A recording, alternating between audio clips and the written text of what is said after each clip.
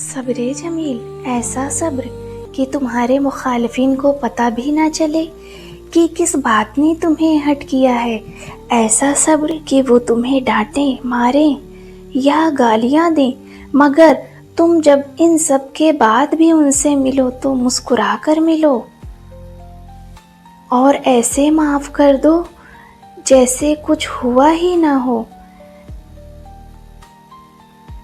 صبر جمیل وہ صبر جو میرے پیارے آقا صلی اللہ علیہ وسلم نے کیا تھا، جیسے حضرت یوسف علیہ السلام کے بھائیوں نے آ کر معافی مانگ لی تھی، جیسے رسول اللہ صلی اللہ علیہ وسلم کے دشمنوں نے اسلام قبول کر لیا تھا، جیسے حضرت خالد بن ولید ان کے دلی ساتھی بن گئے تھے۔ سب بدل جائیں گے، بس کچھ وقت دو۔